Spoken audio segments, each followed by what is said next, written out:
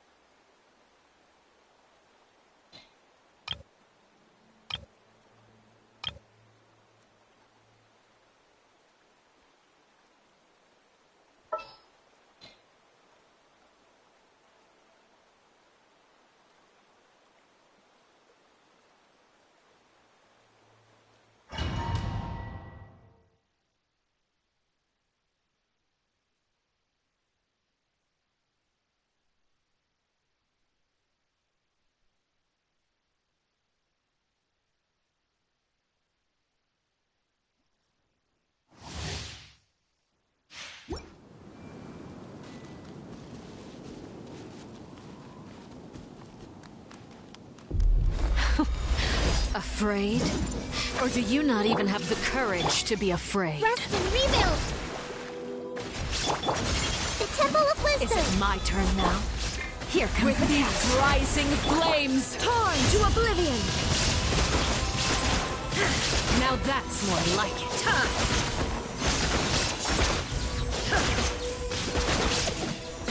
With the fall of darkness, destruction shall rise. Quietly now. Have a taste of purgatory. I feel grow. Who's next? A brash maneuver! Bring rescue! Yeah!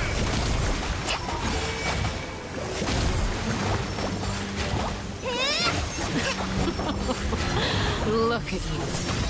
Trapped like a bunch of helpless animals. New strategy needed.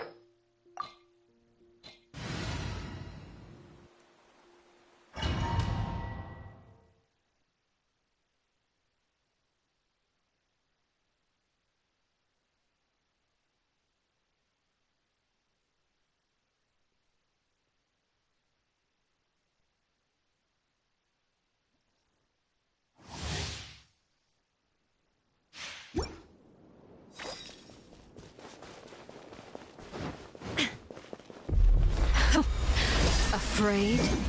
Or do you not even have the courage to be afraid?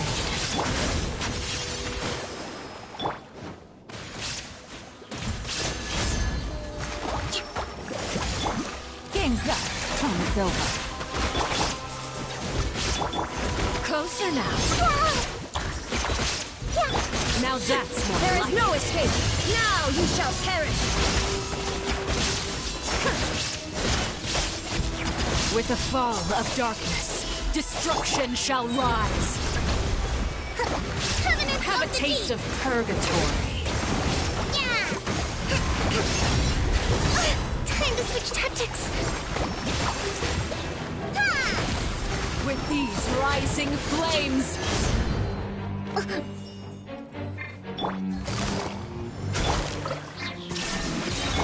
Share my knowledge.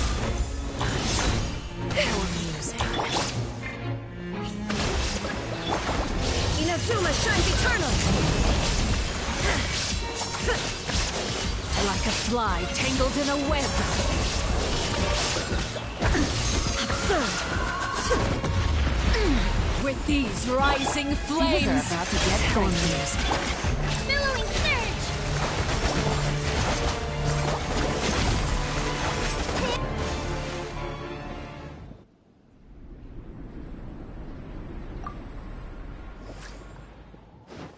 Our kindness has been seared away. My blade is all that Rebuild. remains. Illusion shattered. Busted. Committed to memory. The Temple of Wisdom. Grow, grow, grow.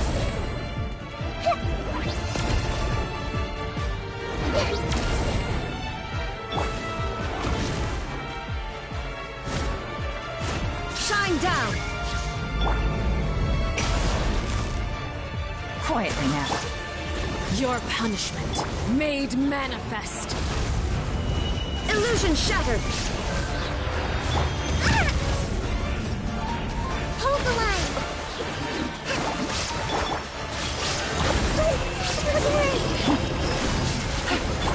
There is no escape. Now you shall perish.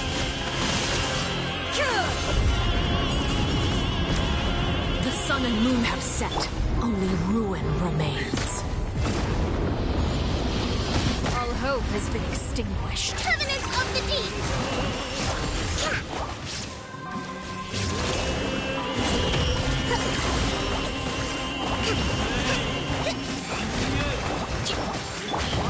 Busted. Here comes the catch. Share my knowledge. I hope his. Shine down. Sundown is only the beginning. Allow me. My mistakes.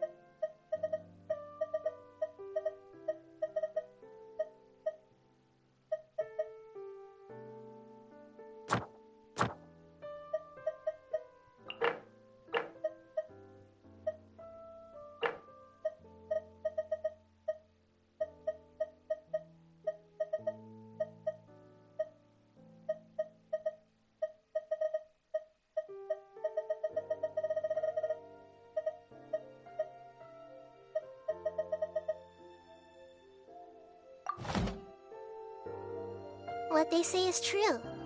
You have to see the world for yourself to appreciate how beautiful it is.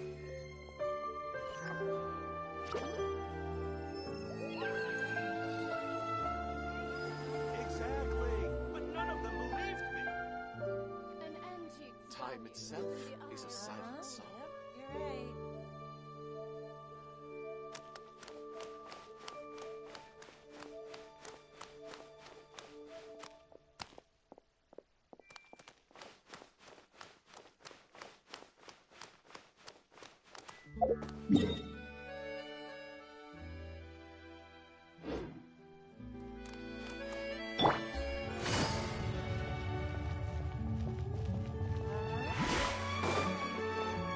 Ad Astra Abyssosk. Welcome to the...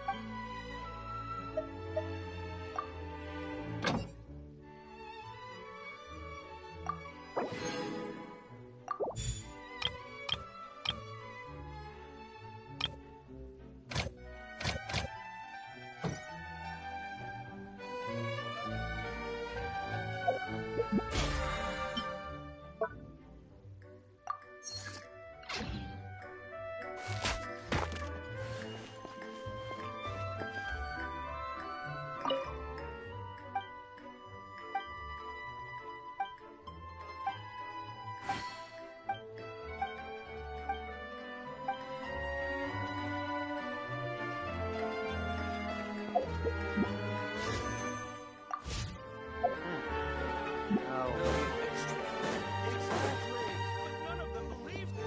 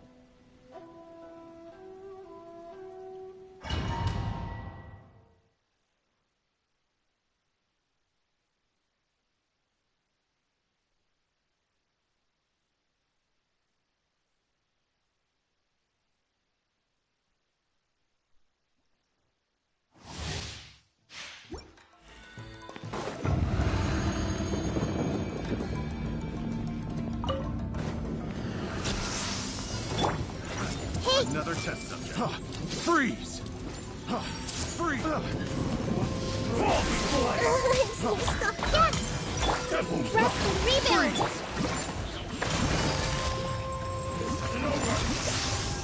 Quietly now. Freeze! Illusion shattered! Game's up. Fun's over. Take it easy. Take yourself a move! Cheap trick! Freeze! Uphill battle! Allow me! Freeze! Billowing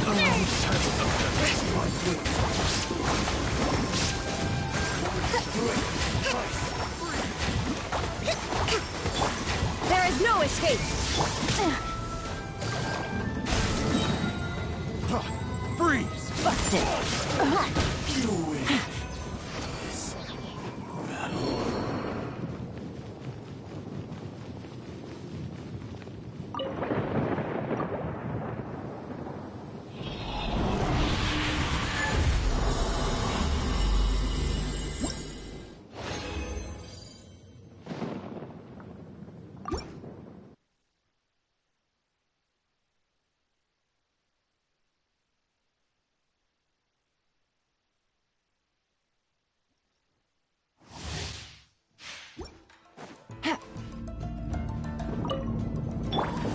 I see everything! What's one more opponent?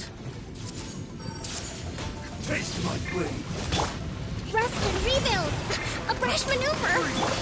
Shine down!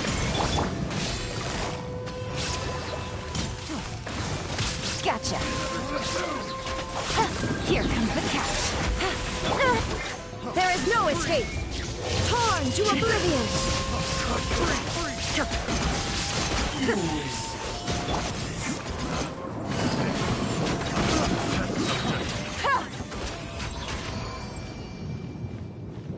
Take it easy.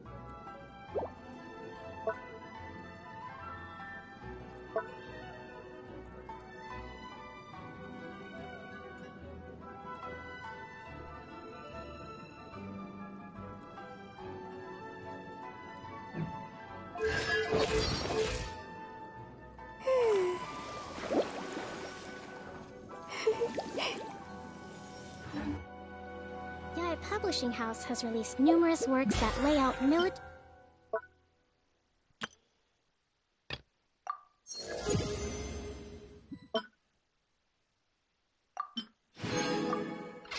strategy in a simple and pragmatic way. Those are my favorite.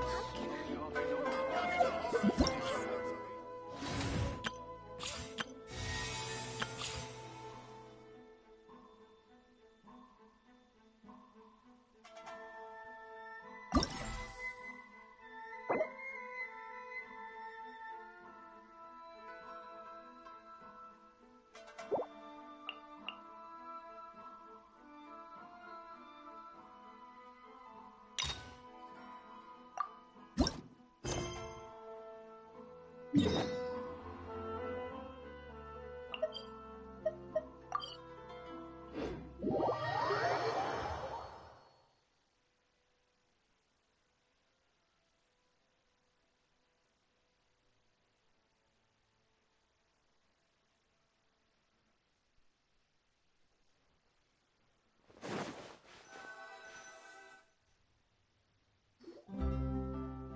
Catherine, it's us.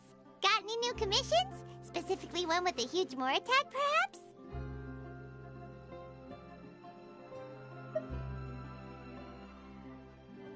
You know we're worth it. For quality work and speedy results, choose Paimon and the Traveler.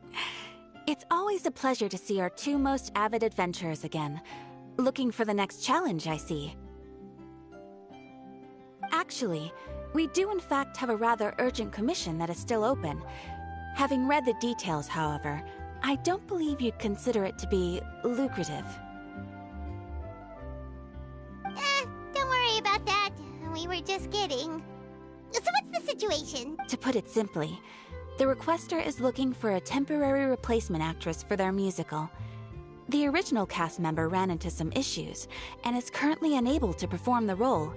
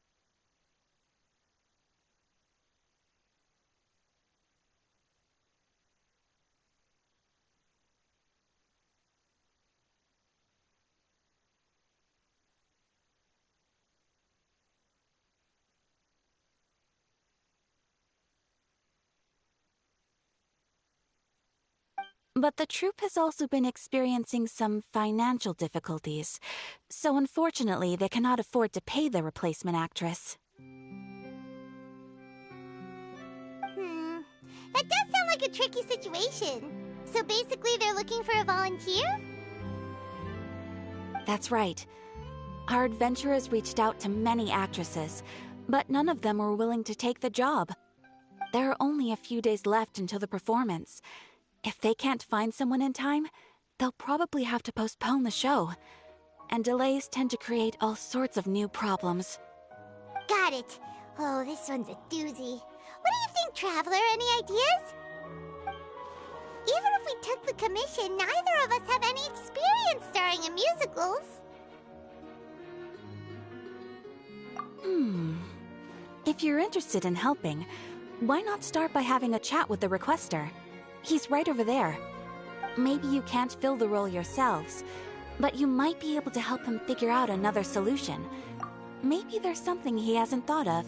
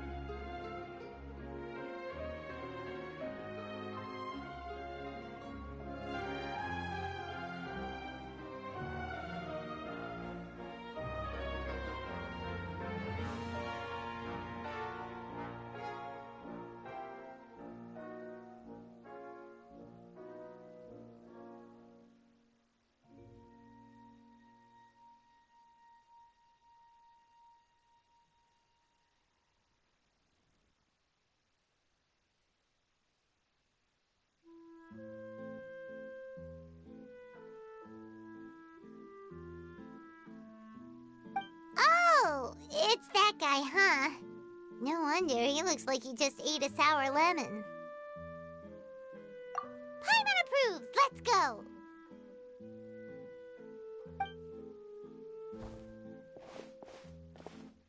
Hello there! Are you the guy looking for a new actress?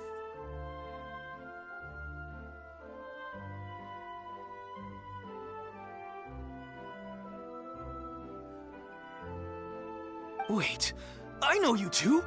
Are you really willing to act in my musical? Wow, sounds like we're pretty famous in Fontaine already. But to answer your question, neither of us have any experience in musicals. But we heard that you're in a bit of a bind, so we figured we could at least try to help you think of a solution.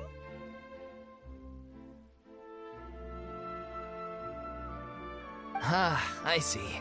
It's okay. I knew that asking for a volunteer was a long shot. If we can't find someone to step in, we'll have no choice but to cancel the show. It would be such a shame. That's the thing. We're not some high-profile theater troupe, just a group of amateur enthusiasts.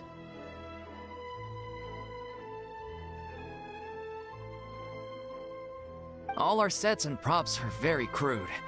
We're grateful enough just to get an audience, never mind ticket fees.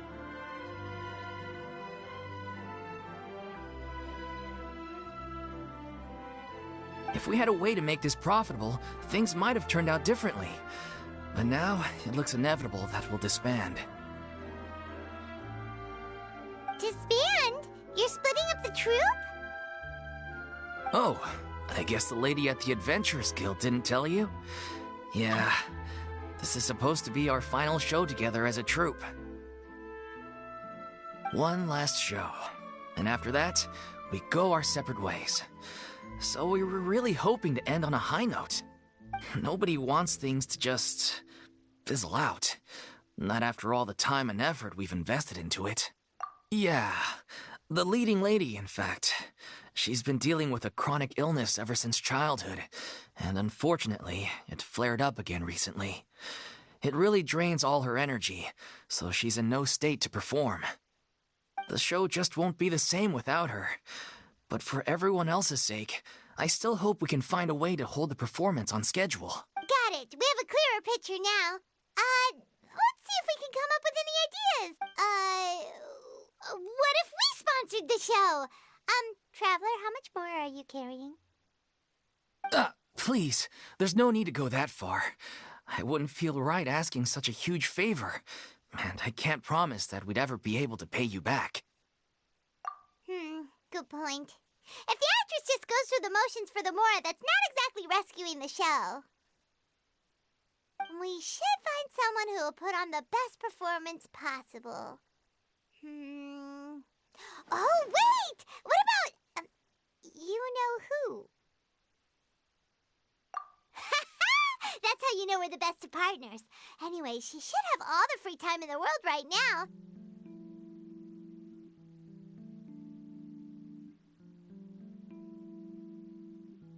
She's really good at performing, and she was once super popular with the crowd. Performing in a musical should be a piece of cake for her.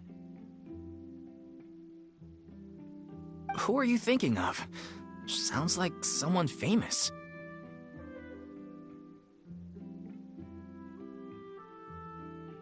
Her? You're... That was a joke, right? Nope. Paimon doesn't actually know if she's performed on stage before, but Paimon's pretty confident that she'd be really good at it. You're not wrong there.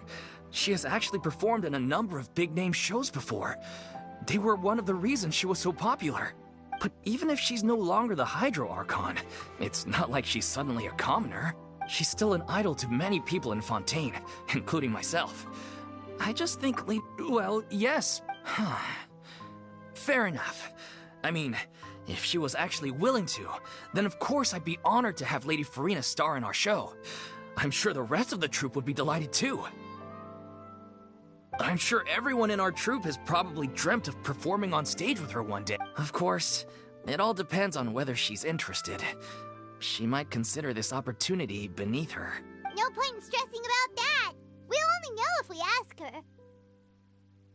Besides, things are different now. There's no reason for her to be all high and mighty anymore. Guess I'll just stay here and wait for the good news. Good luck. Wait, where does Farina actually live nowadays? She used to live in luxury at the Palais Mermonia, but she's, moved out, right? As it happens, I have her current address here. I can provide it to you. Woo!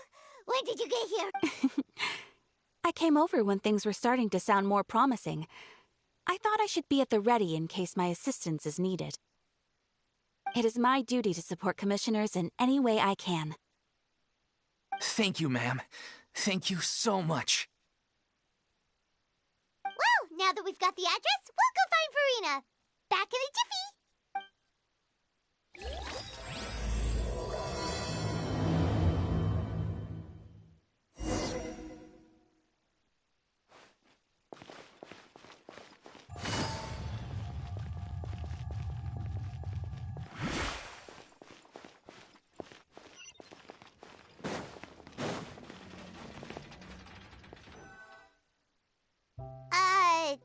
Did Catherine really give us the right address? She lives here? Not that there's anything wrong with this place. It's just, a bit of a step down from the Palais Mermonia. You know, it's common courtesy to make sure the homeowner isn't in earshot when you're denigrating their abode. Ah! Okay, when did popping out of thin air become all the rage? First Catherine and now you? I was just out on a shopping trip. I ran out of macaroni, so I went to grab a few more bags. I used to have a much wider range of choices when it came to food. But now I'm finding that simple, traditional home cooking can be quite delicious too.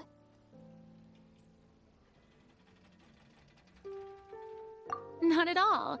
As long as you have different kinds of sauces in, you can have macaroni and tomato sauce one week, macaroni and bolognese the next. Oh, sounds like you're really struggling to cope. How rude! Questioning my cooking skills. The audacity! It's not like I have a very eventful life these days. Actually, I barely leave the house.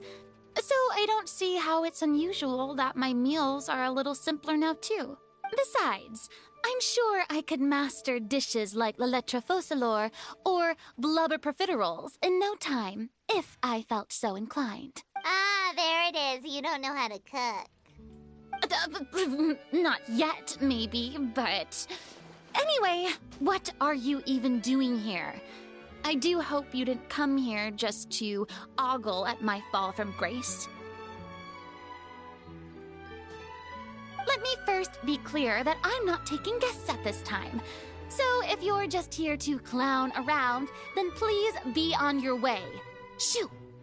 Sorry! We're sorry! Please don't be mad! Yeah, exactly! What the Traveler said! Paimon wasn't trying to make fun of you. Hang on a sec, you weren't exactly holding back either! My help? Well, maybe you're forgetting that I'm no longer the mighty Hydro Archon. I don't even have a vision, you know. Don't worry, it's nothing that serious. It's just very specific, and you're the one with the power to help! Oh? Well, if that's the case, then fine. I'll spare you the lecture about your attitude just now. So tell me, what specifically makes this matter so specific? Ah, I see. I knew you couldn't have come all this way just to amuse yourselves at my expense. After all, I was once the brightest star in all of Fontaine, well-versed in all the various performing arts. A mere musical is well within my capabilities, but given the present circumstances, I'm afraid I must regretfully decline your casting request. How come? It sounds like this would be a breeze for you! True, but I have made a decision to retire from the stage. Although I am no longer required to play the role of the Hydro Archon, the time I spent inhabiting that character has left an indelible mark on me. Centuries of pretending to be a different person changes you completely. I'm not the same person I once was. Of course, that can't be undone now. It's too late, and I have no intention of reinventing myself all over again. But at least I can say that I no longer desire to play any new roles. Paimon can understand, but this is just a one-off part to fill in for someone who's sick. Surely that's okay. Whether it's a one-off or not, it's a boundary that I've committed to no longer cross. If I make an exception to the rule now, I'm just leaving a back door for myself, which would be the same as not having a boundary in the first place. So I'm not going to perform, and that is that. Okay, guess there's no convincing you. Well, is there anything else we can do to help out the troupe? Otherwise, they'll just have to disband without any fanfare. Do you know any other actors who might be interested in the role? Nope. Short and to the point, okay. I've never been great at maintaining relationships. Besides, anyone I've ever worked with probably couldn't wait to get rid of me. Since I'm just an ordinary person now, they'll probably just laugh in my face if I go asking them for help.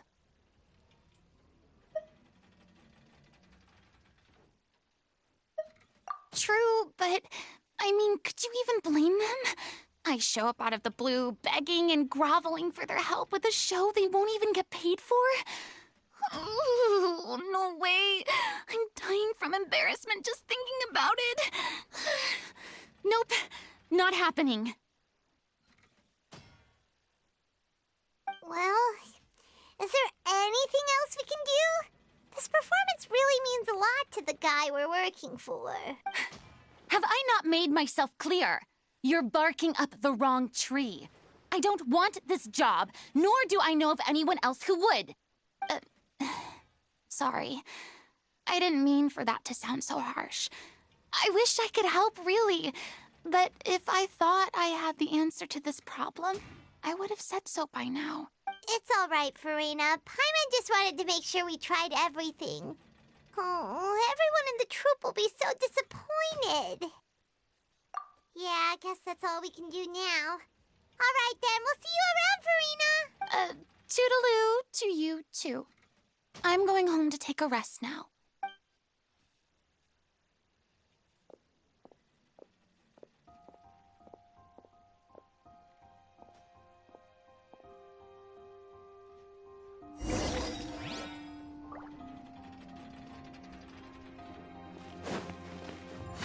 It's too bad, but we have to respect Farina's decision.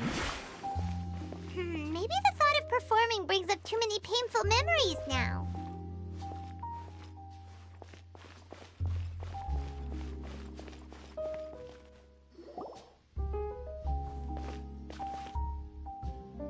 Huh? What's going on? Are they arguing?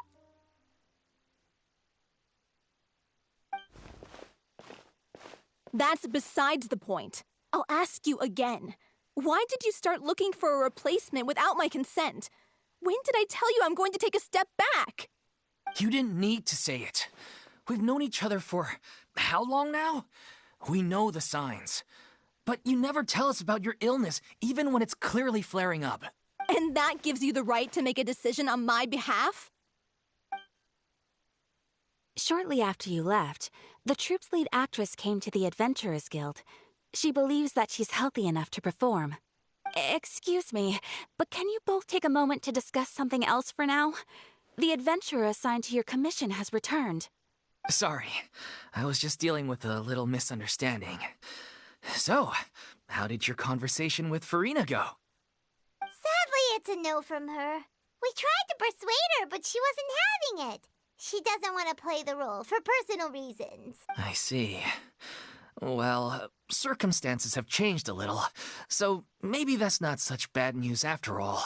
You see, our leading lady has just informed me that she's well enough to make it to the show after all.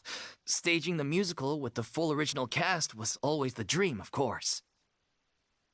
Oh, right! Sounds like everything worked itself out then. Yeah, she'd be livid. We'd get the scolding of a lifetime. Jeez, is Lady Farina really so harsh with people? Only joking, calm down. So, guess we can consider this case closed now, huh? Despite the fact that we failed to complete the commission, we were still racking our brains for ideas on the way back here. Look, there's no point arguing with you about this anymore. You've made yourself very clear, so I'll stop looking for a replacement. This is the last chance we have, though. If your illness flares up again, there won't be time to find anyone to replace you. So, are you absolutely sure you'll be able to handle it? The whole team is putting everything they have into this final performance. We have to make sure it goes ahead. Yes, I'm completely confident. I've been taking a new medication from the doctor, and it's working brilliantly. I'll definitely be able to tough it out until the performance day. I share everyone's desire to commemorate all our years as a troupe with a proper farewell show. So, the last thing I want is to be left out. Every one of us thinks of this troupe as their home, myself included. You're right. I'm sorry. I let myself get too worried about the show. I should have asked for your permission first. All's well that ends well. Sounds like the show will go on. Sure.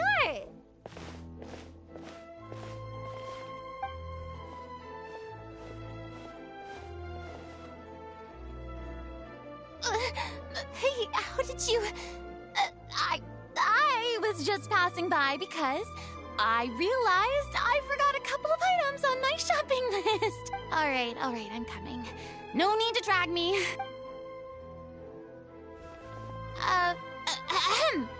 Hello, one and all.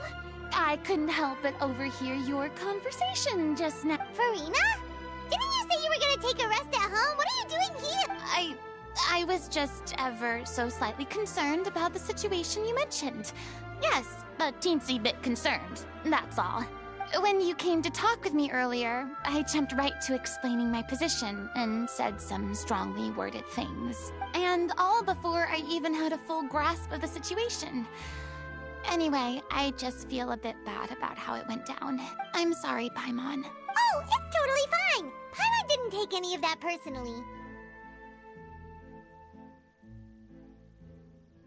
You really have a knack for asking the most uncomfortable questions, don't you? I felt very sheepish, having had a change of heart after flatly refusing you. And then, to make matters worse, you caught me. But in any case, it sounds like the issue has already been resolved. Yeah. When they said they were gonna ask for your help, I almost had a heart attack. I mean, how could we be worthy of having Lady Farina star in our show? There's no need to think like that. And no need to keep addressing me as Lady. Just Farina is fine. I was wondering, if this troupe is so important to all of you, why does it have to disband? If the difficulties are purely financial, then there must be a solution. You could put the shows on pause while you look for a sponsor, for instance. Everyone seems so devoted to the troupe. I'm sure if you keep chipping away, you'll find a way through.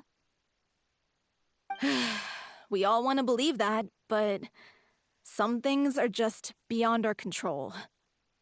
Everything's been going downhill ever since we lost our director.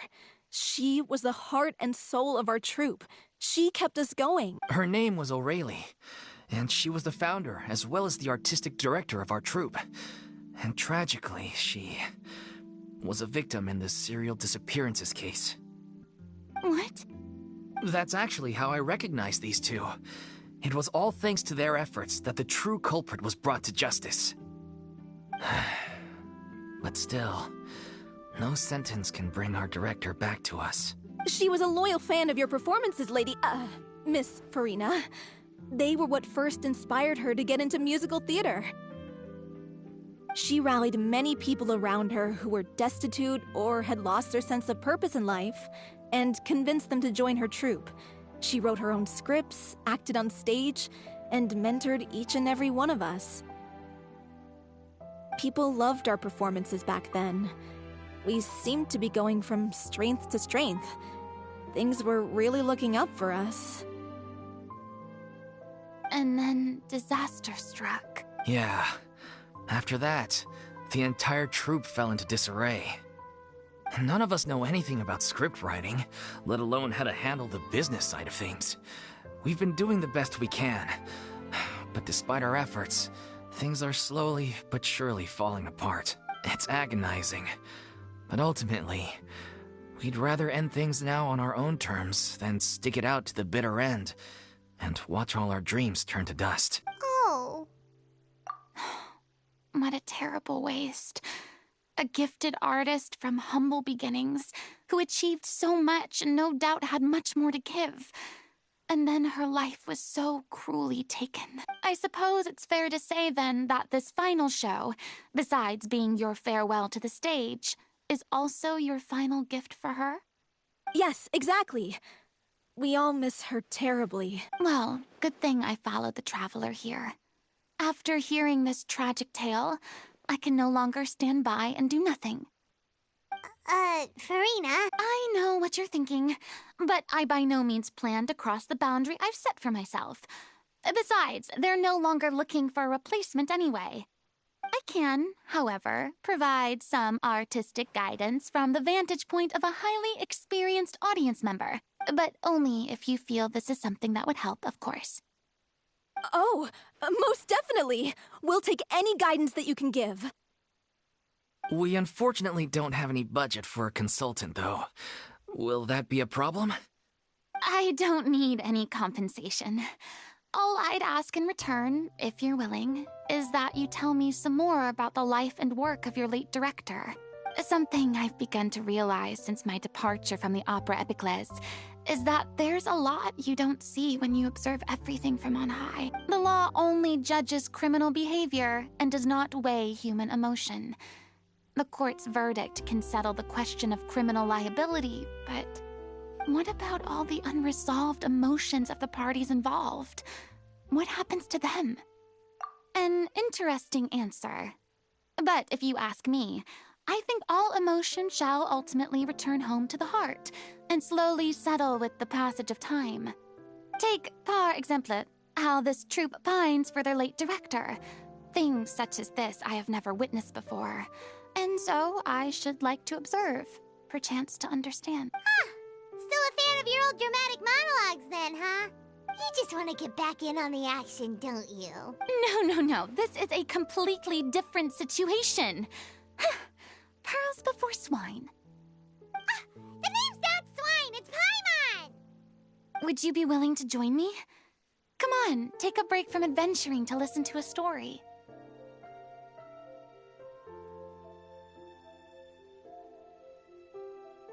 Thank you all so much.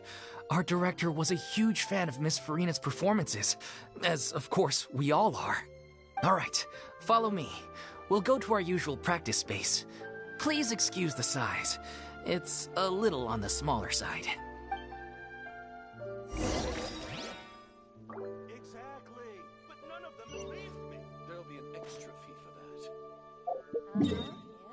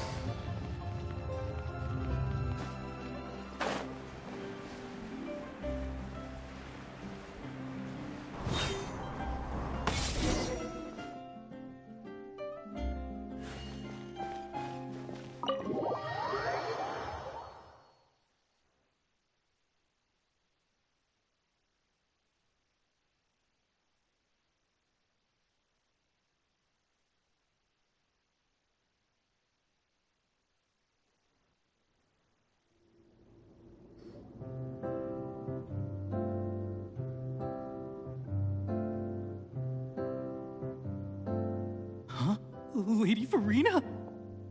What's Lady Farina doing here? Hello all. Allow me to explain. As of today, Miss Farina will be supporting our production of The Little Oceanid in the role of artistic consultant. These two over here are the ones that made it possible. They kindly reached out to Miss Farina on our behalf. I'm sure they need no introduction. You bet! That was the trial of the century! You helped bring our director's murderer to justice. We can't thank you enough. Oh, please don't mention it. We're just here to join in on the fun. So, you were saying, The Little Oceanid? Yeah, that's the name of our final show. It's an unfinished script left behind by our director. One of our greatest regrets is that she never got to complete it. So, if we can bring it to the stage and make it a successful show, we can all take some solace in that. Wait, but if it's not finished, then... Yeah, we've been battling issues on every front trying to realize this dream. Anyway, let me give you a quick summary of what the story's all about. The protagonist of the story is a young Oceanid who transforms herself into human form, despite the protests of her family. She longed to live just like any other human. And sure enough, she found friendship and even love. Everything seemed perfect, but one day, her true identity was exposed, and her world came crashing down around her. So far, so good. A classic tale. What happened after that? That's one of the issues we've been trying to deal with. Unfortunately, this was as far as the director got with her script. We need a proper ending so we can bring this musical to the stage. But people have different opinions on which direction to take it in. We still haven't decided between a happy ending or a true-to-life tragedy. By true to life, you mean the director's sudden disappearance? Yeah, like they say, truth is stranger than fiction. But then there's the question of whether we really want to use the stage to pass our raw pain onto the audience. Exactly. A lot of the time, people come to watch a show just hoping for some light entertainment. We have to consider their emotional stake in this, not just our own.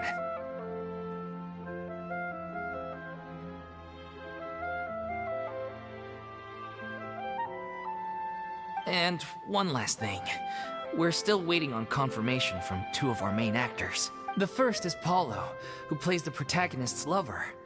He's locked himself away to focus on writing an ending for the script. But the deadline's passed, and we still haven't heard from him. The other is Villemont, who plays the main antagonist. He took the director's death pretty hard. Hasn't set foot in the city since. He did write to us, promising that he'll be there for the final performance, but we haven't seen or heard from him since. So we're not really sure what to make of that. Huh. Although, now that we have Miss Farina helping us, maybe we should take the opportunity to get everyone back together. What opportunity? What do you mean? Maybe you're unaware, but your name has always been like a rallying cry for us. Our director was constantly singing your praises. All of us look up to you as a role model. Oh, stop! You're making me all flustered. Although, not in a bad way. I suspect the reason they're dragging their feet is that they have their doubts about whether the show will really go ahead, considering all the issues you've been facing. But one by one, all the obstacles are being removed. Now is the time to rally the troops. Makes sense. Okay, priority number 1, let's check in with Paulo and see where he's at with the ending. He went back to Poisson a few days ago. Said that staying in a friend's home might help him to relax and escape the feeling of isolation. I thought the last thing his friend would want right now would be to take visitors, given that Poisson was flooded not too long ago. But I guess it's the opposite. A friend in need and all that. Yeah, maybe he could use some company. Poisson? Nothing. I suppose my presence will be indispensable if we are to restore his faith in the show. So, allons-y. To Poisson!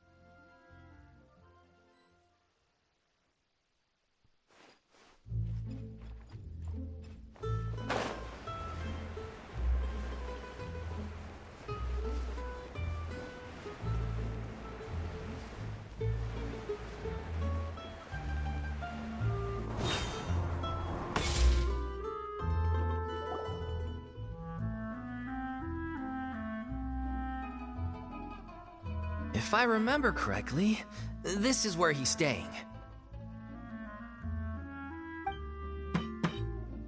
Who is it? It's me. Is the script ready? You came all the way here for that? Alright. Forget that for now. Just come on out. We've got some great news. Nice try. Look, just give me some time, okay? I'm just wrapping up this last part of the script. I'll be out once I'm done. Okay then. Looking forward to your masterpiece. So, as expected, he's missed the deadline. The ending is one of the most important parts of the show. Even once he's done, it isn't final until we've all had the chance to read through and make sure we agree on it. Someone told me they'd just seen you in Poisson. I assumed it was a case of mistaken identity, but sure enough, here you are. And Farina, too. I was wondering if we might run into her. So, you're here for Paolo? Looks like you could be a while, so feel free to take a stroll around town in the meantime. I've made all the arrangements already. Oh, it's okay. We can just wait here. Thank you for being so considerate, Miss Navia. That sounds wonderful. We'll take that stroll.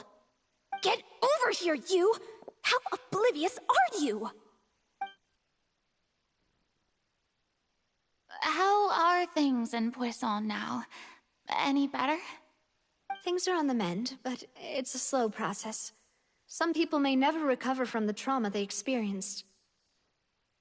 I'm sorry to hear that. I wish there was something I could do. Please, must our conversations take such a depressing turn every time we meet? We all have painful memories, but we don't have to let them cloud everything we do. And if you're trying to make a new start, perhaps it's best if you don't bring up the past all the time. Thank you for your words of comfort. You make a very good point. But for now, at least, I think I should stay with the way I'm feeling for a while longer. It's okay. These things take time.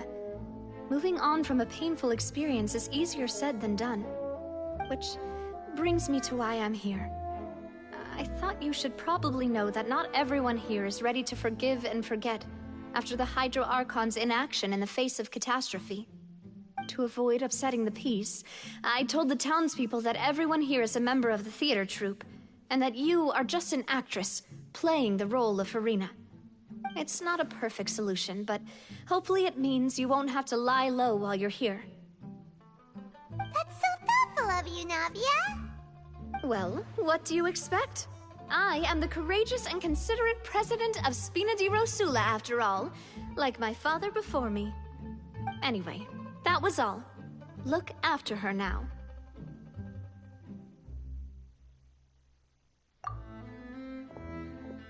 Off we go then. Let's take a look up there. I don't have any friends that I can be frank and honest with, so maybe she's right. You're the closest thing to friends that I have.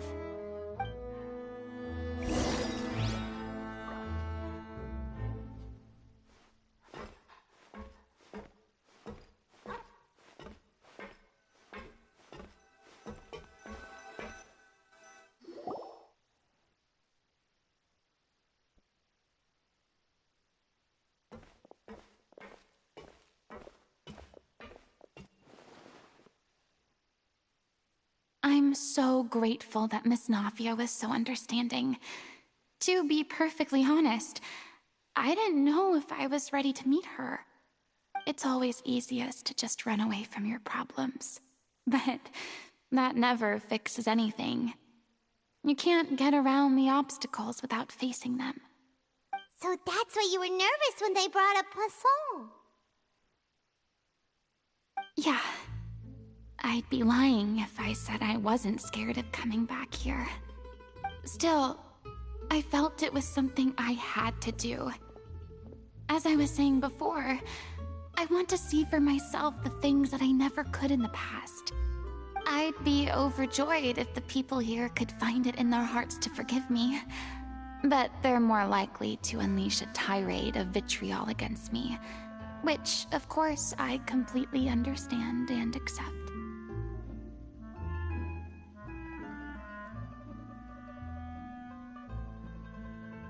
Yeah, I can tell people are watching me.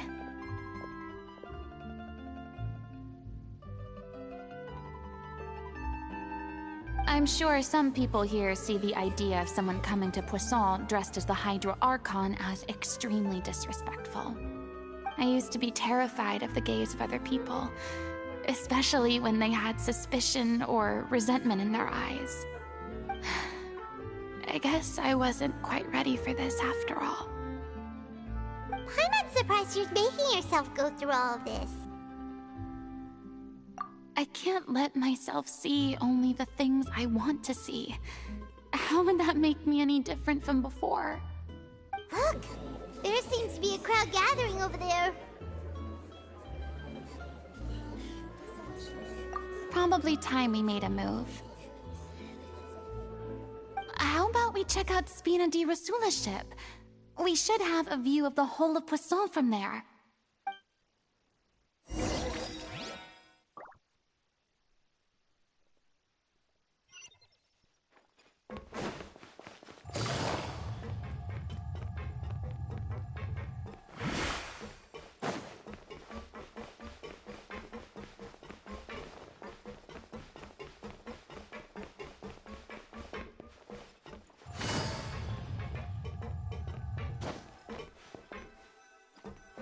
Take it easy.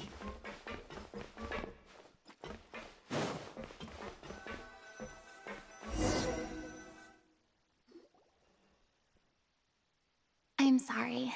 You probably just wanted a relaxing stroll, and here I am dumping all this heavy stuff on you.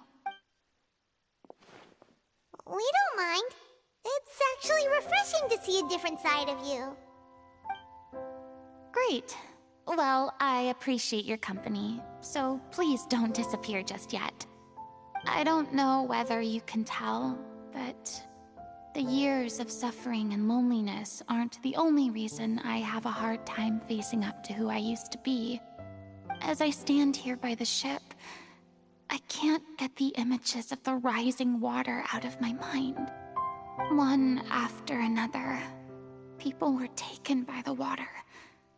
All those treasured lives and memories washed out of existence in an instant. They thought their god would protect them.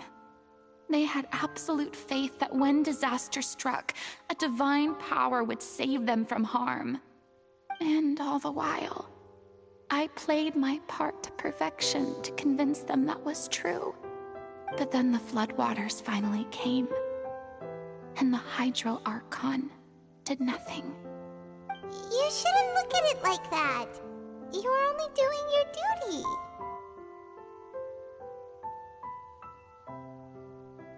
I've had to go through so many moments like that for the sake of protecting the truth. As time went on, it got harder and harder to bear, and I became more lonely and isolated. Eventually, I realized I had nothing left except the truth. I became terrified of completely failing in my task, and was haunted by the thought of being left all alone, weeping on my throne. Fortunately, we were able to avoid the worst-case scenario thanks to the help of heroic individuals such as yourselves. Everyone rose to their responsibilities, and I finally regained my freedom. But on some level, freedom also means no longer being needed. I have no further use to people. Paimon would have never imagined you'd see it that way.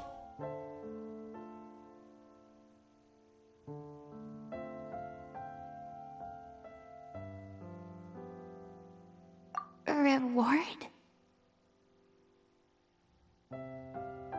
I guess so. Back then, I didn't even dare to dream about having someone to confide in. I was scared of someone recognizing me for who I truly was, and exposing the secret I swore to protect. Believe in the Farina you see on stage. She is the one you can trust. I had to keep all my feelings, all my curiosity about life to myself. No one could be allowed to know. That's what I really meant when I said I'm no good at maintaining relationships. So that's where you were coming from. Paimon totally thought you were just a bit of a diva at heart. Could you please get off my case? I don't know what's gotten into you today. I'm making an effort here. You could at least try to do the same. I do. I once had nothing but the truth, and now I'm finally free to live my own life again. And even though I have no idea where I'm going right now, at least the choice is in my hands. All right, it's about time to head back. Paulo should have finished the ending by now. Sure! Okay, let's head back and check it out.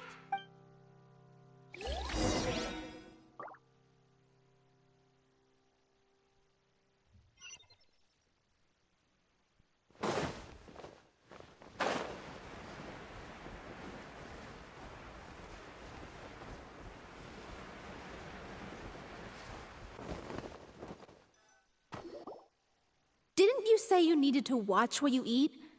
You're supposed to be cutting down on fried foods, not wolfing down copious quantities of fish and chips, you know? Come on. It's not every day we get to dine at Spina di Rosula's expense. Can you believe how generous she is? I'm not about to pass on free food. Anyway, my character doesn't need to be slim and good-looking. That's your job. Are you kidding me right now? It's not your character's health I'm worried about, it's yours. I've spent my whole life battling the effects of ill health, and it kills me to watch you willingly ruin yours by filling yourself up with junk all the time. Oh no, looks like they're arguing again.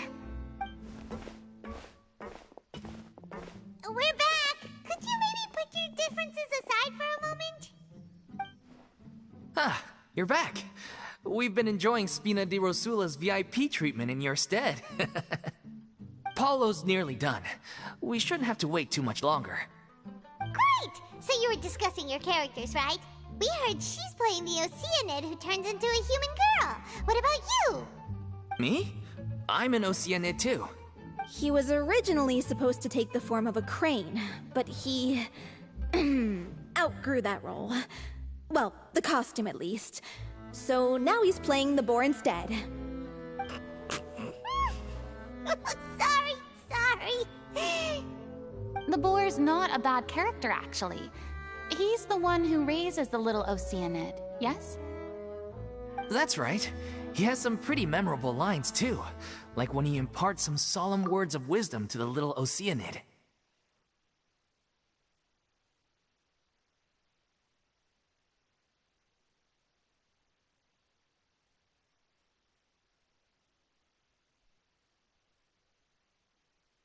If you become human, you can reveal your secret to no one. You will face suffering and loneliness. Is this truly what you want? Wait, that sounds kind of familiar. It's the most important line in the whole script. I think it's a symbolic statement about our director's life and legacy. She kept quiet about all the trials and tribulations she faced in running our troupe, allowing us to devote ourselves fully to performing. It was only after she was gone that we realized how tough her job really was. You mentioned earlier that the troupe is like your home. Yeah. I was born with an incurable illness, and once my family found out it couldn't be treated, they decided they didn't want me anymore. I spent some years taking whatever work I could find and trying to manage my illness with various medicines. But whenever I had a bad flare-up, I'd be lying in an alleyway for days at a time. It was like that until the director found me one day. She told me I had a great voice and asked if I was interested in studying singing from her. I said yes. She took me under her wing, taught me to both sing and act, helped me find Mora for my meds, took care of me when my condition decided to flare up. I know it was all a huge burden on her. She sounds like a really incredible person. She really was. She gave everything she had to her troupe and the people in it. All of us were so proud to call her our director. I was a lost child too when she found me. As the child of a murderer, my parents weren't around when I was little, so I got sent to an orphanage. The other kids were always picking fights with me. They'd say things like, "Come on, you must be pretty tough if you're the son of a murderer." It was just to taunt me, though. I was an easy target, and they knew it. One day, I got beaten up so bad that I just couldn't take it anymore, so I ran away. I lost all faith in humanity by that point. Thought the whole world was out to get me. Let me guess. Fortunately, the next person you ran into was the director. Yeah. For the first time in my life, I was somewhere I felt safe. And I promised myself I'd stay here until the day the group parted ways. The day you hoped would never come. How times change. Oh, you're finally done? Get your butt over here. There's someone I need to introduce you to. This is our new artistic consultant, Miss Farina. Farina? The Farina? Oh my god! How did you manage to wrangle that? Please, the honor is all mine. I was profoundly moved to hear about your troupe and your wonderful director. I just wanted to do something to help. Same here! Even so, this is just... Oh, wow. I'm sorry. I'll try to calm down. Now, where was I? Ah, yes, the script, of course. Let me give you a rundown of how the story unfolds in my version of the script. I'm sure you're already familiar with the beginning of the story. A little Oceanid decides she wants to become a human, against the wishes of her family. She finds love and friendship in the bustling city. But then, disaster strikes. The people start to notice that all the fresh water in the surrounding area is slowly disappearing. The soil is becoming arid, plants and flowers are withering, and the people begin to panic. The little Oceanid, Cleo, and her lover decide to do something about it, and investigate the truth of the matter. In the end, they discover that all the waste and pollution created by humans over the years has caused the fresh water to flee the land, as if driven by a consciousness of its own. Consciousness? You mean the water is sentient? Water as a conscious entity. There's actually quite a few stories that explore this theme. Since the little Oceanid is a water spirit, she immediately understands how the water is feeling. She then tells her lover about her true identity, as well as the truth behind the crisis. Her lover accepts her for who she is, and works with her to find a way to bring the water back.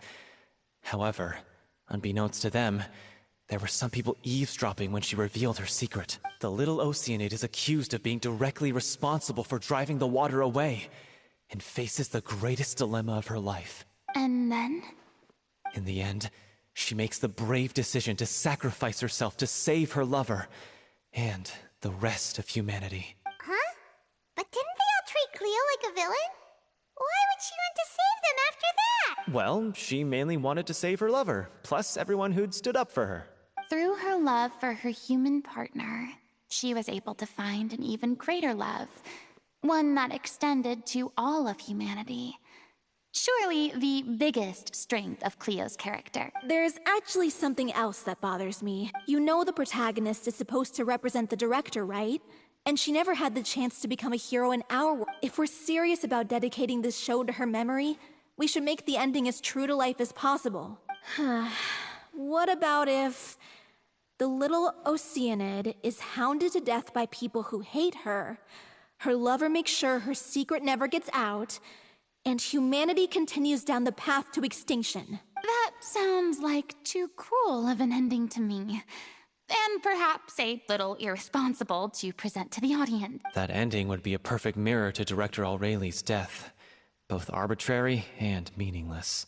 On the day when she went missing, Director Aureli had instructed us all, somewhat out of the blue, to leave the court of Fontaine and wait for her outside the city.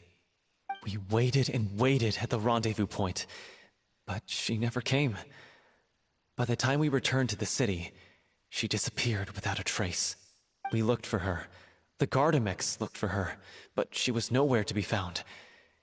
Increasingly, all the signs seemed to point to her being the latest victim in the serial disappearances case. The director was the kindest soul in the world, yet she was senselessly sacrificed for the sake of a so-called experiment by someone who had nothing to do with her at all. But doesn't the way she suddenly told you to leave the city suggest that maybe she had some sense of what was about to happen? It almost seems as if she was moving you to safety. I've been trying to follow up on that ever since, but all my efforts so far have turned up nothing. Villemont might know something, but he won't open up to me. Villemont? The one who's playing the role of the villain? Yeah. He's been overwhelmed by grief. I think the director's death hit him hardest of all. Grief? Guilt, more like. Also, I have a hard time imagining that anyone took it harder than me, because... Well, speaking of the play being true to life, I was deeply, madly in love with Aureli. What? You kept that one quiet. It's time to be upfront with you all. No more keeping secrets from each other. We'll never be able to agree on the ending if we can't be honest about how we feel. I did tell her how I felt once, but she turned me down pretty much straight away. She said that we were all like brothers and sisters to her, and she'd never considered us as potential romantic partners. Not that it came as a shock or anything. It was what I was expecting to hear. So I told her I'd always be there for the troupe, and I'd always be there for her. I said, maybe one day in the future, when everyone's settled into their own lives and on the up and up, and managing the troupe no longer required her constant attention, well, maybe then she could reconsider what she really wanted in her life. And now, that day will never come. Oh, Paul. So if I'm the one writing this ending, then I'm gonna make sure it does right by O'Reilly. I won't let anyone get in the way of that. In that case, you have to straighten things out with Vilmont once and for all, face to face. We've all had our differences of opinion over the ending, but those two have never seen eye to eye on anything.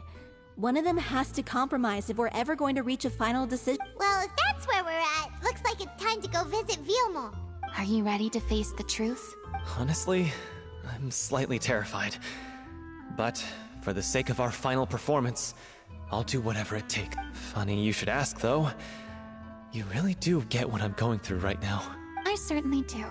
Come on, everyone. Allons-y!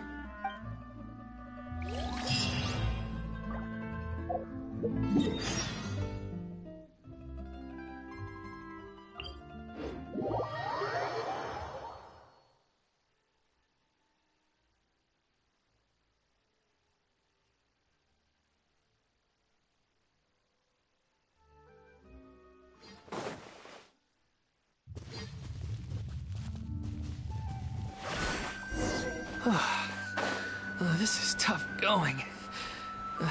Delphi, are you sure you can manage in your condition? I could ask you the same question. Try to keep up.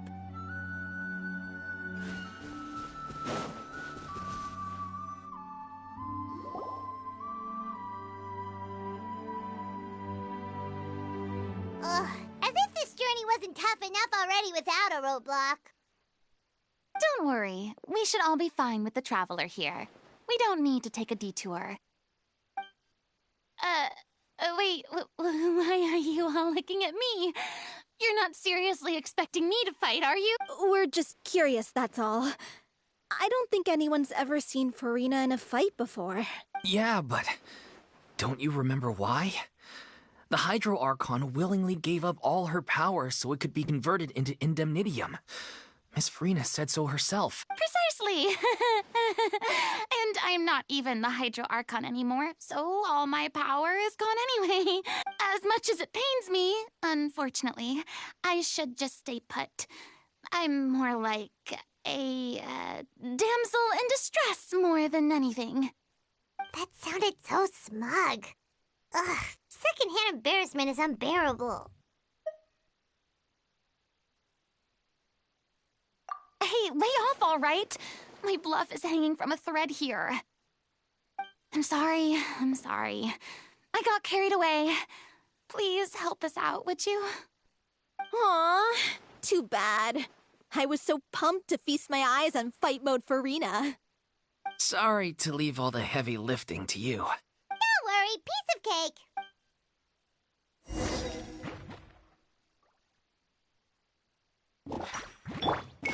Hey! Illusion shattered! Committed to memory.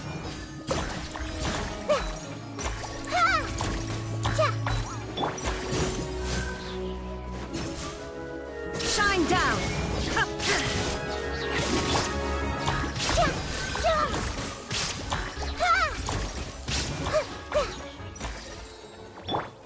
Illusion shattered! Now you shall perish! Ha! Transcend all constraints.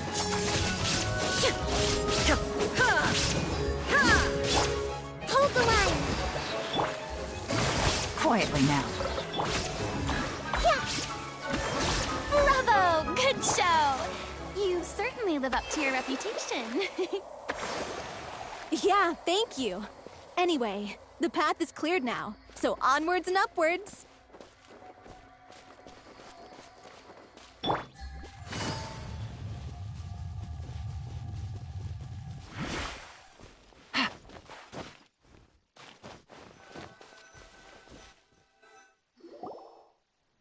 Vilma, are you there? Huh? Oh, it's you guys. Wait, what's Lady Farina doing here? I can explain. We've been rounding up the whole troupe. We now have everyone except you. So, you think knowing the truth about the director's disappearance will help you write an ending to the script that pleases everyone? I care just as much as everyone else about making the Little Oceanid a success. That's why I wanted to wait until after the show. If I open this can of worms now, I just don't want to make things difficult between us. We're supposed to be a unit when we're on stage. Vilma, avoiding the truth will not help anyone. Unless you mean to suggest that Aurelie's death had something to do with... I don't want to talk about it. Listen, Vilma. I used to think that my love for Aurelie was a point of shame. I never brought it up to anyone. But now, I've made up my mind to put it all on the table. I'm prepared to face everything, to sacrifice everything for the sake of the show. The Little Oceanid cannot be complete unless we do justice to Aurelie on an emotional... This is why people think of you as not being the smart one. As you all know already, the troupe was kept afloat not from ticket sales, but donations from the audience. Of course, that was nowhere near enough. We took on side jobs when we weren't performing, but even then, the troupe's financial situation was pretty dire. So, anyway, one day after a show, a merchant came to me and offered us a huge sponsorship. In return, we just had to provide the audience with their drinks during performances. It seemed like a win-win, so I said yes to it on the spot without consulting the director. It was only when the merchant came to deliver the goods that I realized the drink in question was synth. Isn't that the drink peddled by the culprit behind the serial disappearances case? I freaked out when I saw the boxes. And I told the director everything right away. She was completely shocked as well. But she didn't reprimand me for making the decision without consulting her. Instead, she contacted the merchant and stated that the troupe could not agree to this collaboration. The merchant was furious, berated us for going back on our word, and threatened to sue us for damages. The amount was astronomical. There was no way we'd be able to pay. And then? I was going to sort it on my own, but the director stopped me. She said that this was an issue for the whole troupe and it wasn't my fault. But things only got worse from there. The synth merchant just wouldn't let up, and then suddenly the director told us all to leave the city one day. I knew then that things must have reached a boiling point. I admit this whole thing was my mistake. I didn't dare to tell any of you the truth back then, and after the director disappeared, I was even more afraid to say anything. Yeah, I got Aurelie killed. There, I said it. Happy now? Hey, don't say that. You traitor! You knew Aurelie was in danger. Why in God's name didn't you tell us? What do you mean? You were afraid? This was a life and death situation. We could have saved her. How could you be so stupid? Please, try not to get too worked up. Yeah, listen to him. You need to stay calm. Stay calm? How can I stay calm? This guy got Aurelie murdered. She was the love of my life. And he has the gall to try and high-road us, claiming that he kept his mouth shut for the sake of the show. How about taking some responsibility for what he's done? All I can say is I'm sorry. Truly. I wanted to apologize to everyone in the troupe, but that won't bring back the director. What good is my apology now? I'm just a coward who made an awful, terrible mistake that I can never take back. Beat me up if you want. Kill me if you prefer. It's what I deserve. End my life. So I can meet the director and apologize to her in person. Get out of my sight. Go, get lost. I don't ever want to see your face again. That's enough! You've screamed and shouted at each other for long enough. Now pipe down, both of you! Can you stop conflating the show on stage with your real-life relationships in the troupe? You keep saying that you want to use this final performance to pay tribute to your director and celebrate her life. How can you do that if you're just using it as an excuse to vent your own emotions? You're right. I'm sorry. On stage, the lead role is the focal point of the audience's attention. And you're all used to seeing the director as the heart of the troupe. But in her own life, her greatest desire wasn't to be the center of attention. I can tell how much she loved you all, and how much she loved the troupe. What she wanted was to build a warm home for all of her brothers and sisters. To shield you all from the storms that rage in the world outside. That's how you should remember her. And that's what you should be celebrating. I understand why you're trying to make her the hero of the story, but isn't she your hero already? After everything she did for you? Yeah. So think hard about what that means. And then think again about what you hope to achieve by arguing with each other. If you really hate each other and can't reconcile your differences, then you could just call it quits now. Why bother with the final performance if the group is already fractured? But you can't bring yourself to do that, can you? You care too much about Director O'Reilly and the home she built you all to let go. What are you laughing at? I don't see what's so funny. Sorry, I didn't mean it that way. It's just that, for a moment there, it felt like our director was back with us again. If she'd seen Paulo and Vilmont at each other's throats like that, she would have scolded them exactly like you did, in that same stern voice. Really? But she sounded like such a gentle person. Of course she was. Even her harshest lectures came from a place of kindness, and it showed. She really was a truly outstanding person. What you said, it really puts everything into perspective. I'm truly sorry.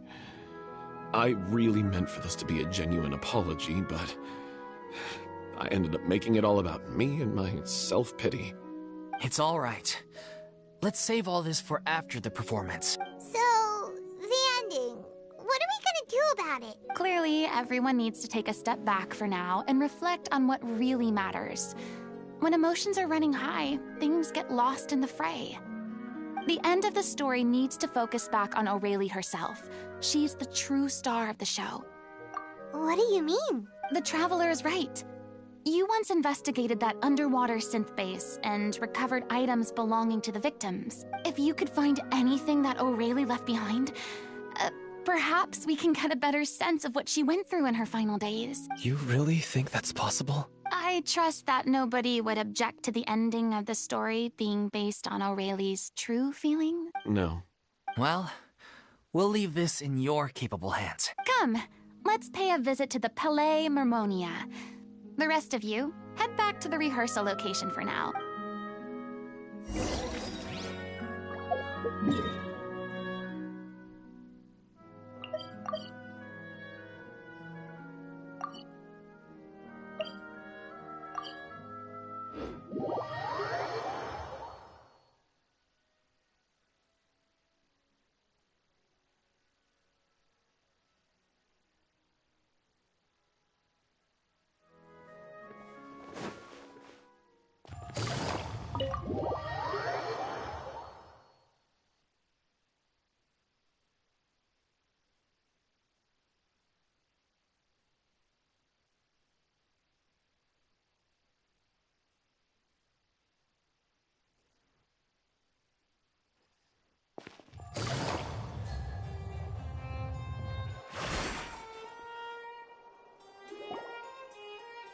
You want to review some recovered items connected to victims of the serial disappearances case?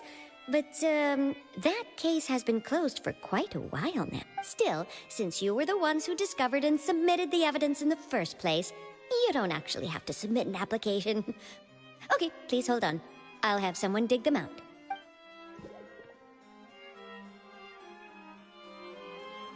So, this is all O'Reilly left behind. Just whatever she was carrying on her person, and this tattered old notebook.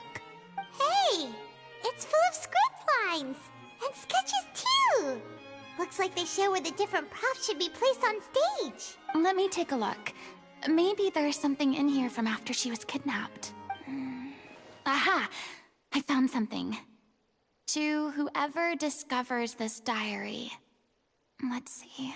Looks like she kept a detailed record of her captor's actions.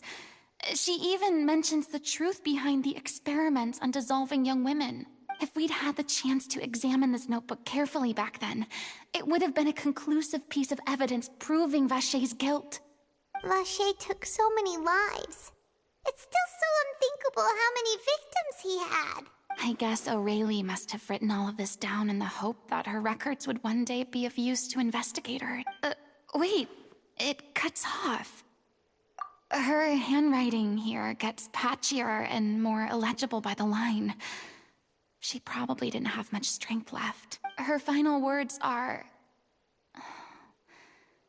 I'll let you read them for yourselves.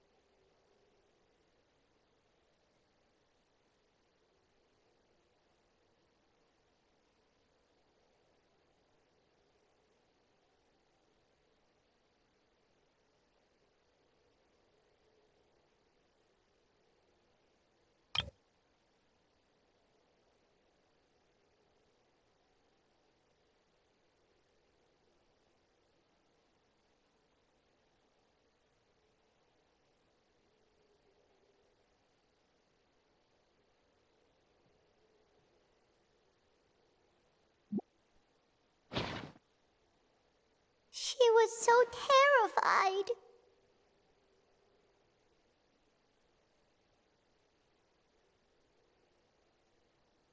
She may have been a mighty hero in the eyes of her troop, but at the end of the day, she was only human. I can't bear to think how painful and lonely her final days must have been. Wait. This part on the last page sounds strangely familiar.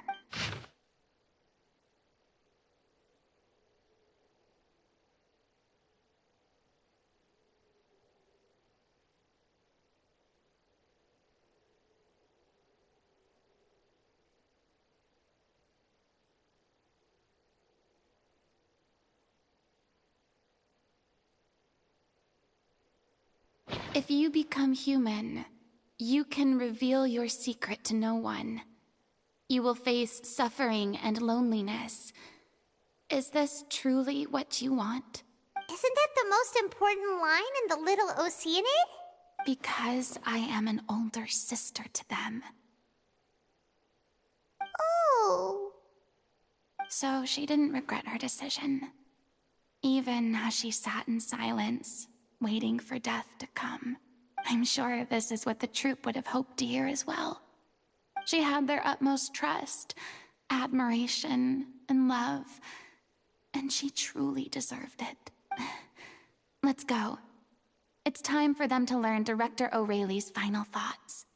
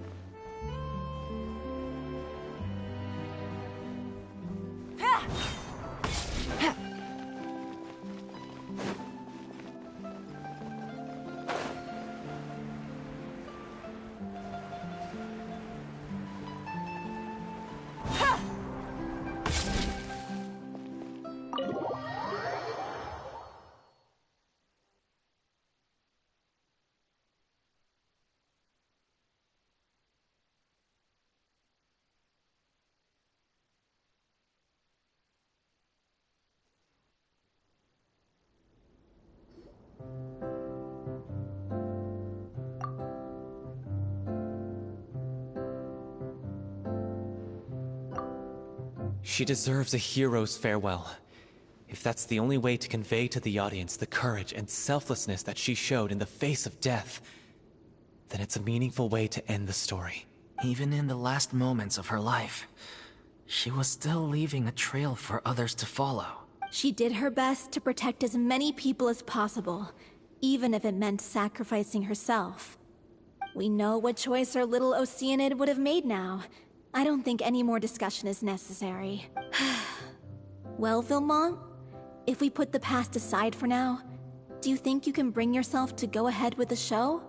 I will channel all my regret and put it into my performance, to make this a show worthy of our director. I won't ask for your forgiveness, and you don't need to worry about my feelings.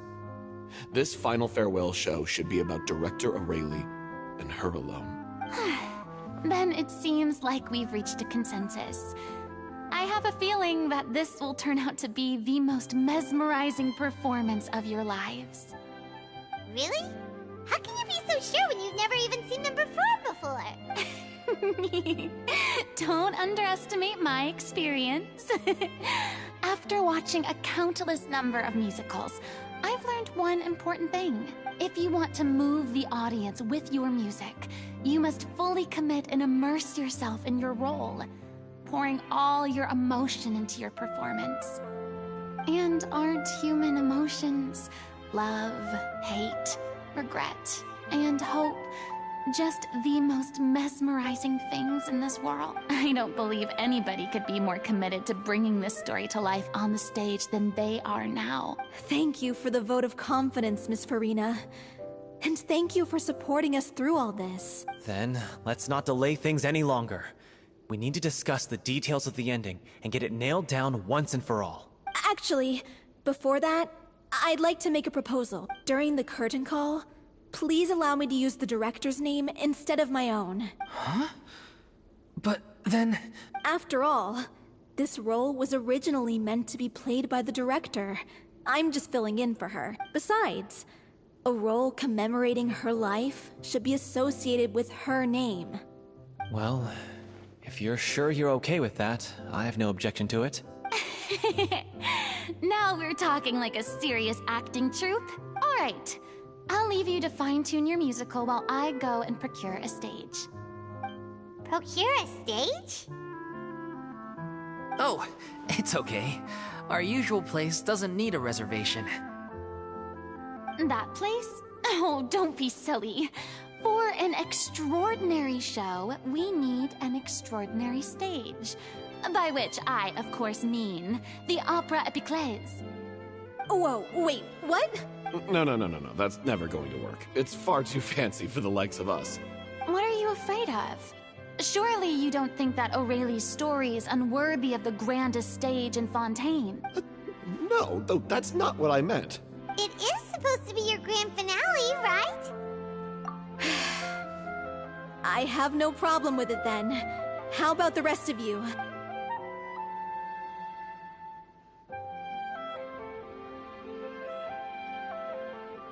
I'll take your silence as a yes. Thank you for giving us this opportunity. It really is a dream come true. Well, then don't disappoint me. If you mess this up, it'll reflect poorly on me too. Come on. We'll need to get the go-ahead from Nerilette. I know just where to find him.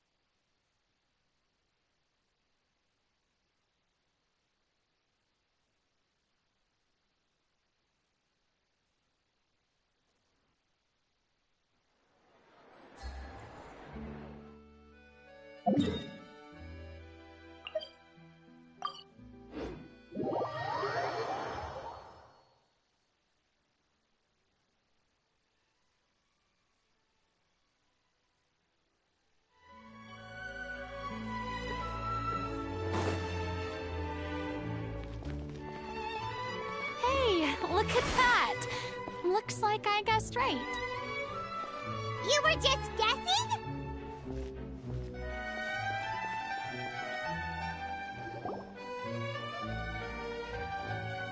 I knew you'd be here.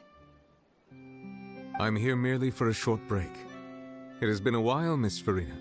And you too, Traveler in Paimon. What might I assist you with today? I would like to book the Opera Epiclese for an event. You see... I understand. The process for booking the Opera Epiclese is complex and can be somewhat cumbersome. But given that the request is coming from the three of you, I see no reason to make things unduly difficult. The story of the little Oceanid is most fascinating. I'm looking forward to seeing it performed on stage. I will say, however, that I am surprised to see your passion for the performing arts rekindled after all that has happened. Huh? What do you mean? Do I look excited? Yes. And this is the first time that I've seen you like this since your departure from deityhood. At first, I just felt bad about rejecting them. So I wanted to learn a little bit more about their situation. But one thing led to another, and... well, here we are. In the past, we sat in our high chairs in the court, giving our opinions on isolated cases, all while knowing very little about the human stories behind each and every one. Maybe it's because I finally become an ordinary person and gained my freedom, but I've developed a great sense of curiosity about their lives. I am truly delighted to see you find a new lease on life. Now that you've regained some confidence, have you had any thoughts regarding... Why would you suddenly ask a question like that? Well, if the Little Oceanid turns out to be a great success, it will no doubt become a classic. Many theater companies are certain to add it to their repertoire. The experiences and decisions of the protagonist, Cleo, are all modeled after your own. Naturally, this makes you eminently suited to playing the leading role. It would truly be a shame if you did not take this opportunity to allow audiences to enjoy your outstanding acting talents once more. Haven't I already made myself clear? I won't act or perform in any role ever again. No exceptions. Nor do I think it is any great shame. There is no lack of fine actors or inspirational stories, either on or off the stage. This experience is a case in point. I feel like I've learned a lot, and it has already been well worth the price of admission. I must admit, though, I'm a little envious. They're quite fortunate to be able to bid farewell to their past in such a magnificent manner. I see. Well, I'm glad to learn that you have found a role to play that you enjoy, be it on the stage or not. I sincerely hope the show will serve as the grandest of finales. I will have my staff book the date and mail the relevant paperwork to the troupe once the details are confirmed. Thanks, Nervalet. You are very welcome.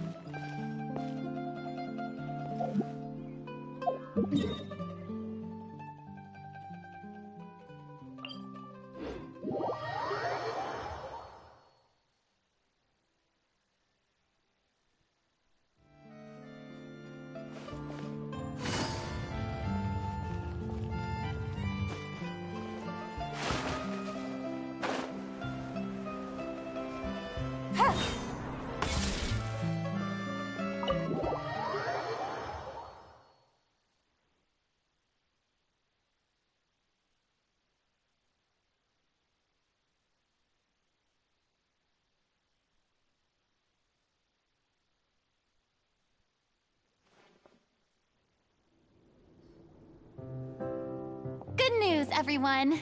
It's done.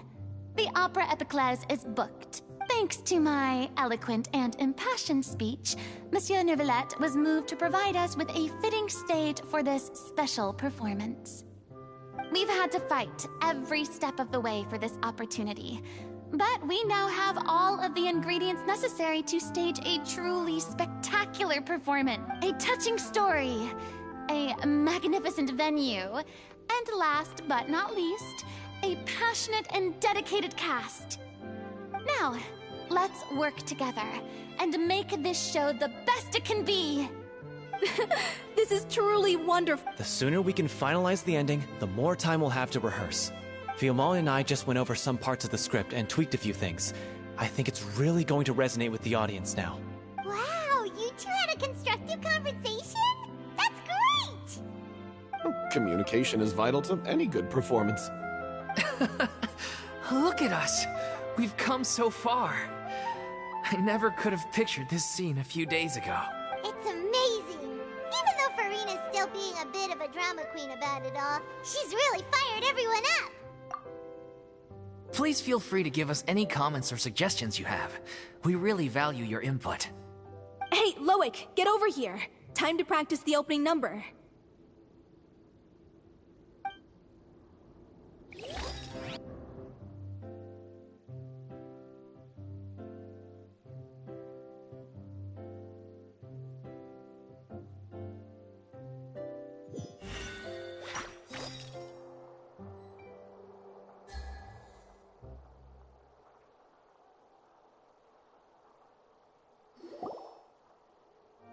Cursed Cleo.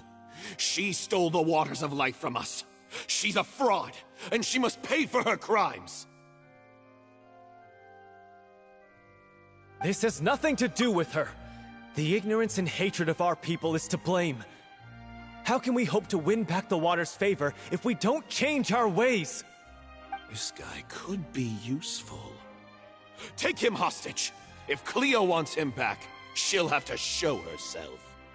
Leave this place, O little Oceanid, and never, ever look back!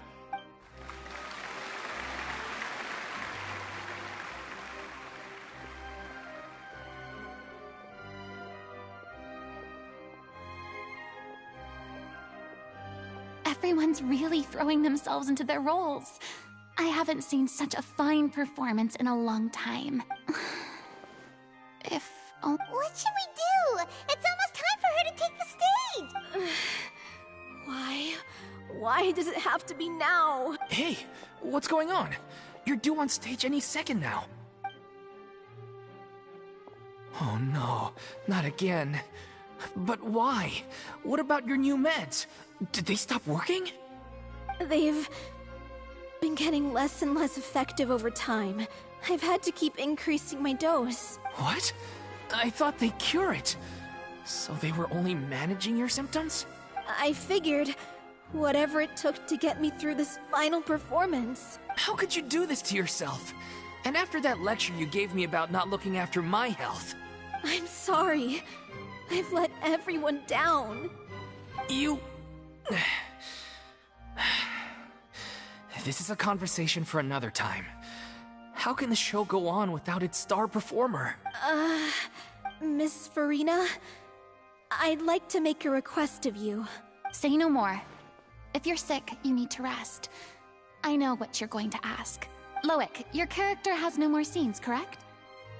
Oh, yeah. I think my scenes are all done. Although, I do have one more line. But I guess another guy in the troupe with a similar voice register could take it. Please take Delphi back to her place to rest.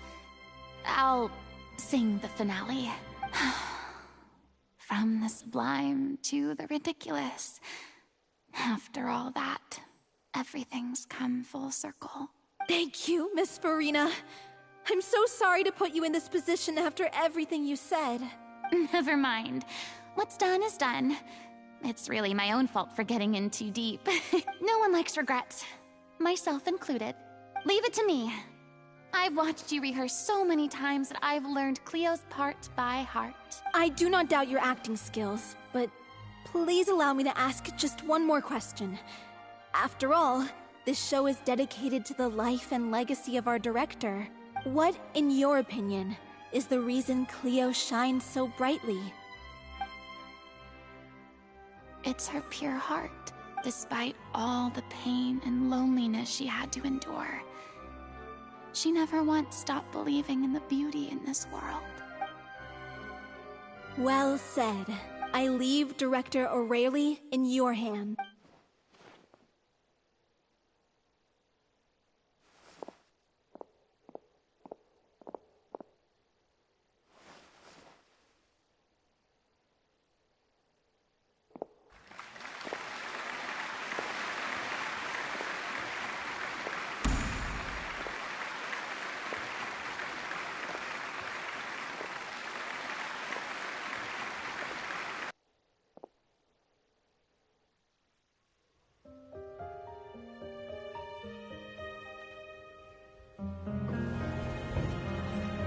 Here yet?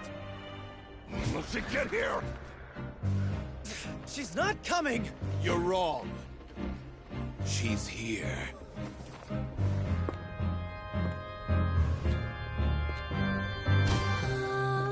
Si je pouvais vivre dans l'eau, le monde serait-il plus beau? Me pardonneras-tu, ô chère mère?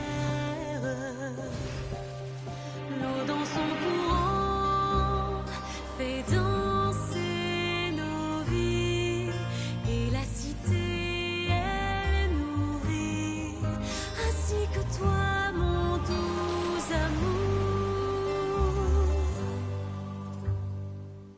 But what about your wish? My wish.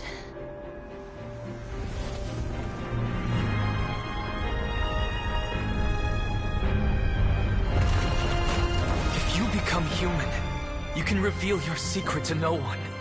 You will face suffering and loneliness. Is this truly what you want? Le grand amour ne suffit pas, seul un adieu fleurira. C'est notre histoire de vie, douce et amère. Moi, je serai toujours là, à voir le monde et s'inventer.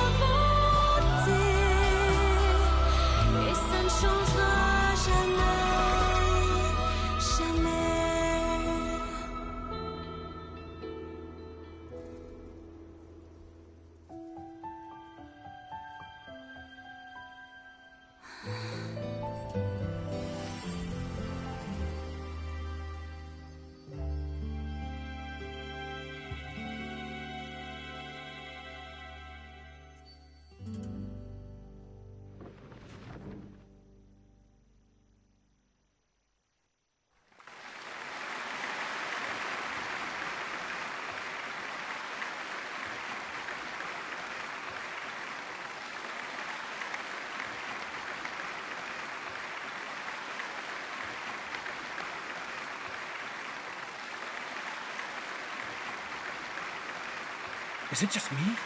Or was that Lady Farina on the stage just now? She hasn't been seen for a while now, and she just appears out of nowhere? Gotta say, though, her acting skills are as superb as ever. The little Oceanid, Cleo, played by Aurélie Fumont.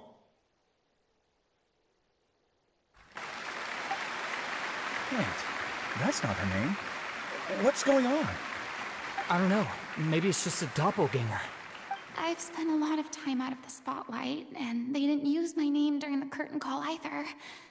Hopefully, not too many people recognized me. It's too bad that I had to break the one clear rule I'd managed to make for myself, even if I had no choice. Still, I have to admit that, despite everything, it felt good to be back on the stage again.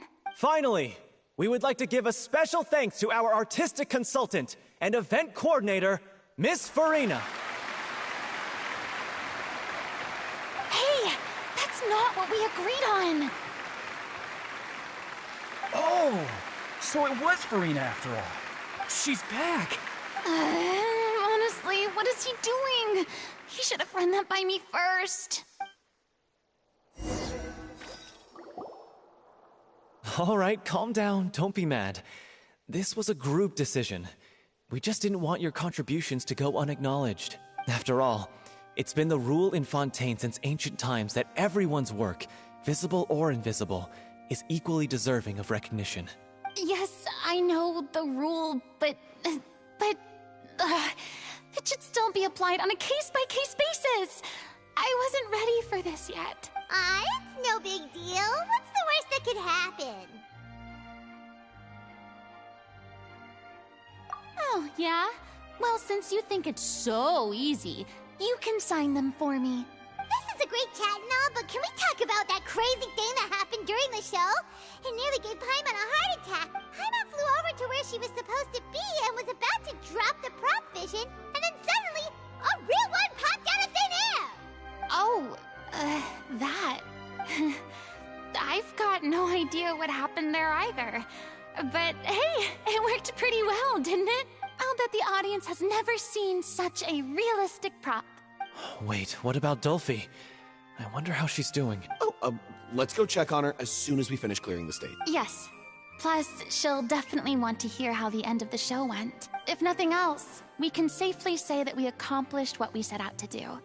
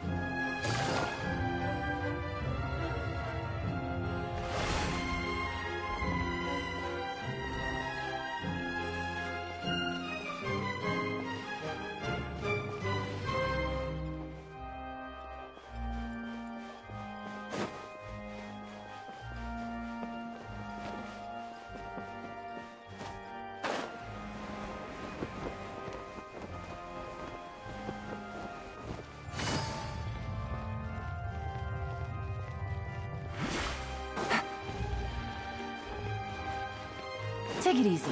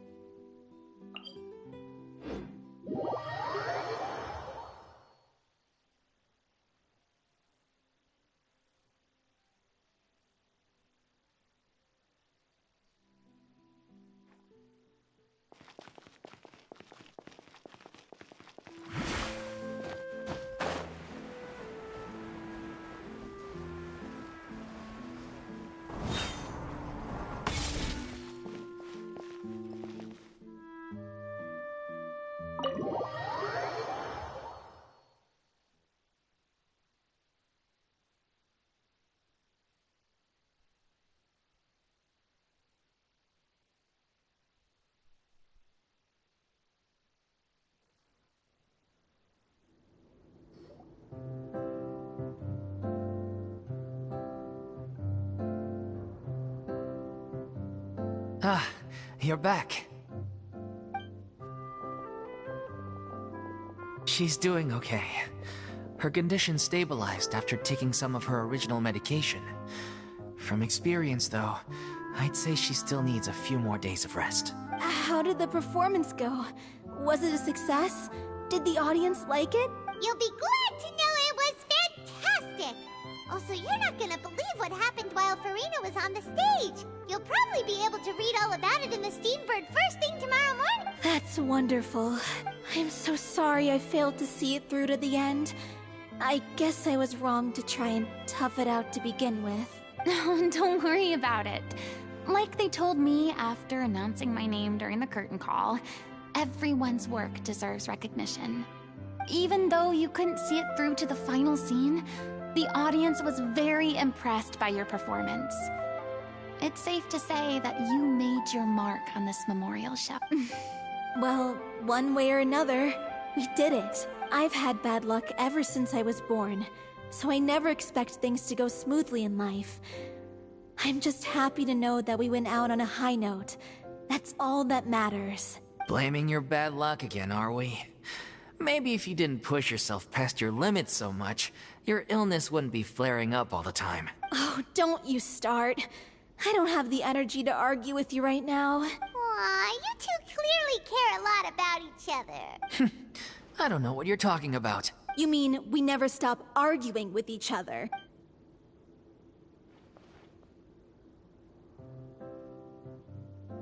So, any plans for the next step? After the brilliant performance you put on, the reputation of your troupe is sure to spread through Fontaine like wildfire. You won't have to disband if you don't want to. You could capitalize on the rave reviews and license out the Little Oceanid to the bigger theater troupes out there.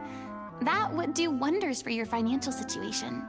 No, we should still disband. Yeah, it's what we all agreed to. After all that's happened, I should give you guys some space. But maybe our paths will cross again one day. Hey, don't just walk off! I still want to keep performing, so I might join another troupe. After watching Miss Farina's performance, I think I'm starting to understand our director's infatuation with musicals. You should do it. It suits you. I'd originally hoped to keep performing too, but I don't know if my health will allow me to. Oh, so now you finally got your priorities in order. I guess I'll hold off until you've properly recovered as well. What about you, Miss Farina? Any future plans? Well, frankly, I think a return to obscurity is no longer an option for me. I'm sure a slew of consultancy requests will hound me wherever I go, until I finally acquiesce. You rather sealed my fate there with your special thanks at the end of the show. Sorry. It's quite all right. No need to apologize. What I meant to say is that this whole experience has shown me that perhaps I'm not as averse to a return to the stage as I previously imagined. Maybe Nervilette was right. Maybe Cleo is the right role for me. I still don't wish to pretend to be someone else, but I do have a desire to express myself. So, maybe the show will go on for me after all. Yeah.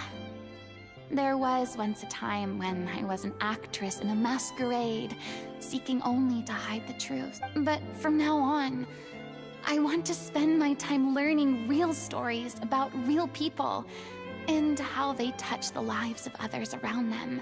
I want to watch them blossom and wither, see them refined on the page, retold on the stage, and remembered long into the future. I'm sure this is what captivated Director O'Reilly as well. Sounds like you're ready to stop running from your true calling. The more you get out into the world, the more you'll discover what a fascinating place it is. Then it's a deal. If a vision is a gift from the god, then I should do my best to honor it.